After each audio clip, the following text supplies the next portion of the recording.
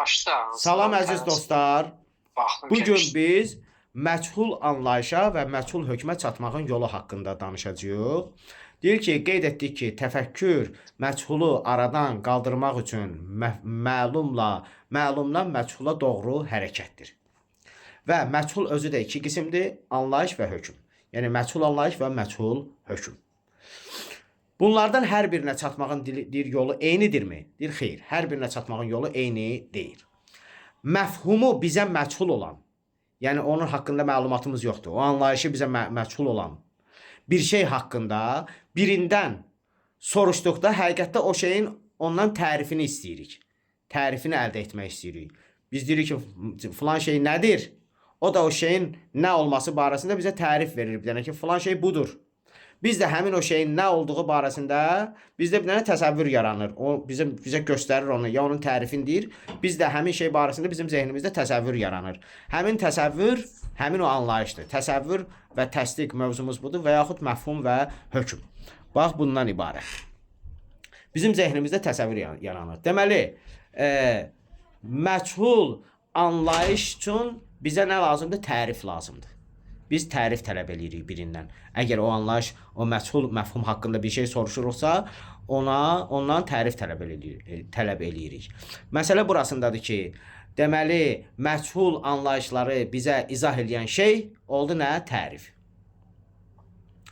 Ancaq hökmü bizə məchul olan bir məsələ ilə bağlı bizim məqsədimiz o şey barəsində yəqin əldə etməkdir. Amma bir şey barəsində biz onun haqqında bir hökmə sahib deyiliksə, bizim üçün məlum deyilsə, biz onun haqqında məlumatsızıqsa, deməli onun haqqında biz yəqin əldə etmək istəyirik. Yəni yəqin əldə etməkdən ötürü o bizə o hökmün həqiqət olub olmadığı barəsində dəlil ortaya qoymalıdır. Keçən səfər biz bu barədə danışdıq. Əl-aləmu, aləm dəyişkəndir və bütün dəyişkənlər sonradan yaranıb, deməli aləm sonradan yaranıb qaydasına əsasən, o məntiqi müqəddimələr və nəticəyə əsasən əqli nəticə deyirlər buna. Biz onu əldə etmək istəyirik. Deməli, məchul məfhumda bizə tərif, məchul hökmdə isə bizə dəlil lazımdır. Bundan sonra bu bir məntiqi termin olaraq biz buna əqli nəticə adlandıracağıq biz buna. Bu ikisinin fərqi isə bundadır ki, tərif bizdə anlayış yaradır, məfhum yaradır. Əqli nəticə isə bizdə nə yaradır? Hökm yaradır. Deməli, məchul özü iki növ olduğuna görə təfəkkür növü də iki növdür. Təfəkkürün özü də iki növdür. Bir, məchul məfhuma çatmaq üçün baş verən təfəkkür. Məchul məfhuma çatmaq üçün baş verən təfəkkür. Biri də məchul hökmə çatmaq üçün baş verən təfəkkür. Bunlar ikisi ayrı-ayrı yollarla bizə gəlib çatıb.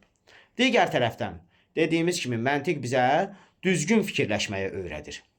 Deməli, bu elm həm məchul məfhumlara çatmaq üçün düzgün fikirləşib əşyalara düzgün tərif verməkdə, həm də məchul hökmlərə çatmaq üçün düzgün fikirləşib düzgün dəlil gətirməkdə bir sıra qaydalar öyrətməlidir. Deməli, məntiq bizə tərif vermək üçün düzgün fikirləşməyi bizdən tələb edir, həmçinin dəlil bizə göstərməkdən ötürü yenə düzgün fikirləşməyi bizdən tələb edir. Və bunu bizə öyrədir məntiq. Buna görə də demişlər ki, məntiqin predmeti, yəni bəhs etdiyi mövzu iki hissədən ibarətdir. Biri tərifdir, biri də nə? Əqli nəticə, istidlal. Tərif və istidlal, dəlil gətirmək. Bəziləri deyirlər ki, məntiq elminin predmeti məfhum və hökmdür. Bəziləri belə deyirlər. Axı, məfhum və hökmü izah edir təriflə əqli nəticə. Bəziləri belə deyirlər. Bunlar əslində tərif və əqli nəticəni nəzərdə tutsalar da, bu sözü deməklə. Diqqət etmək lazımdır ki, məfhum, məchul məfhumu məluma çevirdiyi cəhətdən tərif adlanır. Və hökm də məchul hökmü məluma çevirdiyi cəhətdən əqli nəticə adlanır. Məfhum deyəndə, bir şeyin ki, məfhumun ki, sən anlayırsan, o məfhuma sənə izah edəndə sənə nə deyir? Onun tərifini deyir. Bir hökm ki, sən ona yəqin əldə etmək istəyirsən, onu sənə izah edəndə onun üçün sənə əqli dəlil gətirir. Əqli dəlil gətirəndə nəticə olaraq buna əqli nəticə deyilir. Buna görə də məntiq elminin predmetini məfhum və hökmün özü hesab etmək doğru olmaz. Məfhum ayrı bir şeydir, məfhumu izah edən qayda, tərif ayrı bir şeydir. Hökm ayrı bir şeydir, hökmü izah edən bizə əqli nəticə ayrı bir şeydir. . 。 .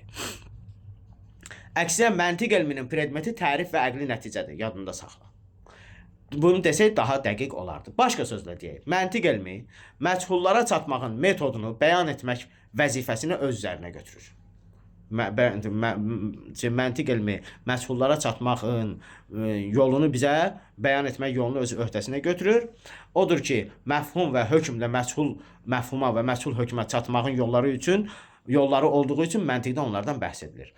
O məntiqdə bizə məfhum və əqli hökmü bizə izah edən nədir? Biri tərifdir, biri də əqli nəticə. Məntiqdə də tərif və əqli nəticədən söhbət gedəcək. Deməli, məntiq elminin predmeti nə oldu?